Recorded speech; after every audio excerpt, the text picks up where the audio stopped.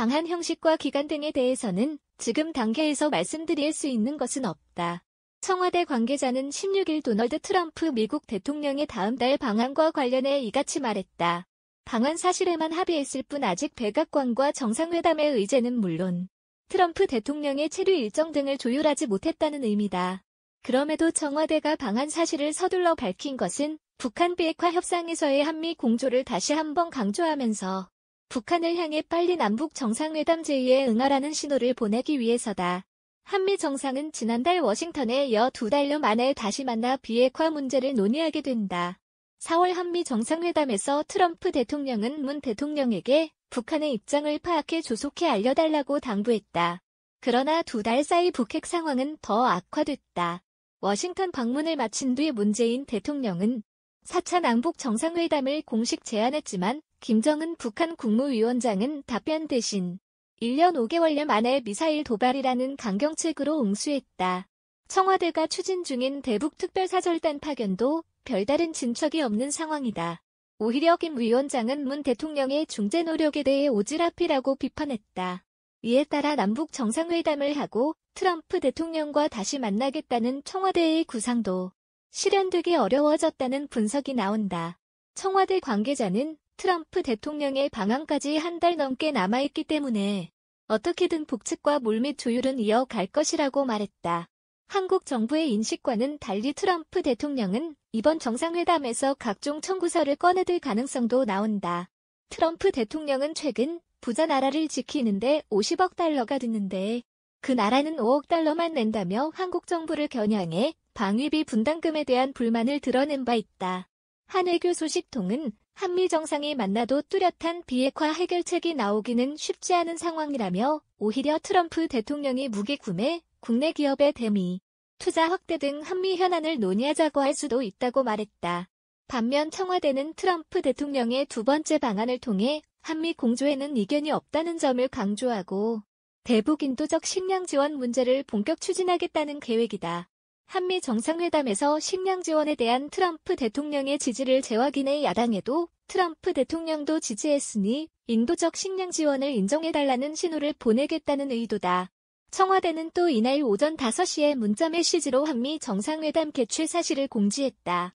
백악관은 청와대보다 1시간 먼저 서면 발표했다.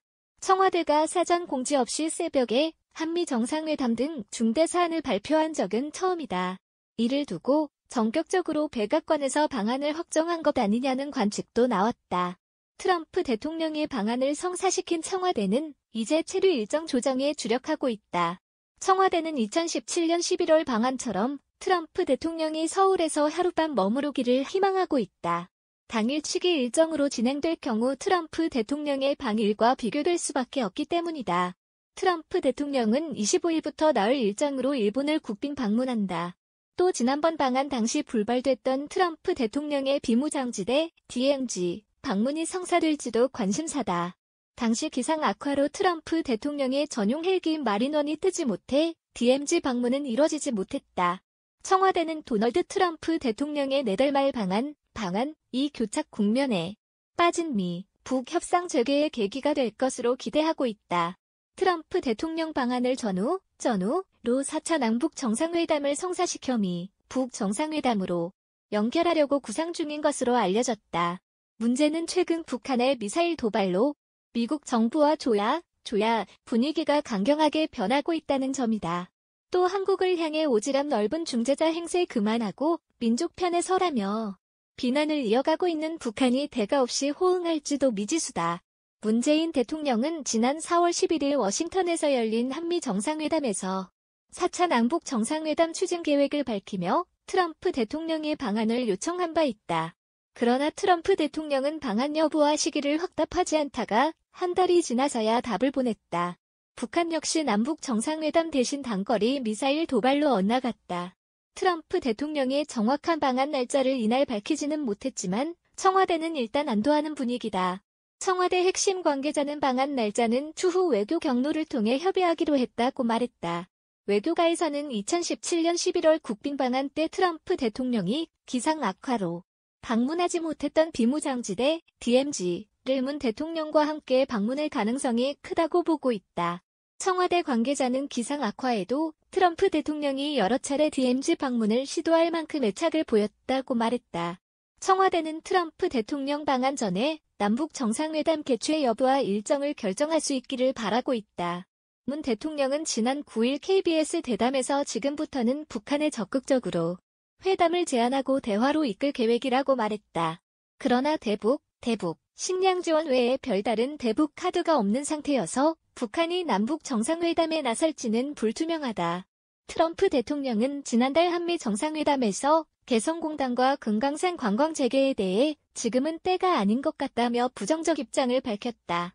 4차 남북 정상회담에 대해 청와대 핵심 관계자는 구체적으로 밝힐 수 있는 사안이 있을 때 말하겠다고 했다. 한미 정상회담 전 남북 정상회담이 어려울 경우 8.15 전후에 추진하는 방안도 검토하고 있다. 이번 한미 정상회담에서 북한 비핵화 방식에 대한 한미 간극을 좁힐지도 관심사다.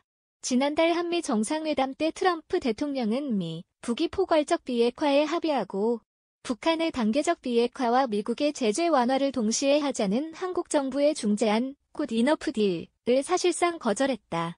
한미는 이날도 정상회담의 비핵화 의제를 발표하면서 서로 다른 용어를 썼다. 청와대는 한반도의 완전한 비핵화라고 했지만 백악관은 최종적이고 완전하게 검증된 북한의 비핵화, FFBD라고 했다. 청와대 핵심 관계자는 한국어를 영어로 직역하면 오히려 의미 전달이 안 되는 경우가 있다며 결국 뜻은 통한다고 했다. 그 말이 그 말이라는 설명이다. 그러나 국제사회에서는 청와대가 북비핵화 대신 북한이 줄기차게 주장하는 한반도 비핵화라는 표현을 사용하는 데에 대한 의심의 시선이 적잖다.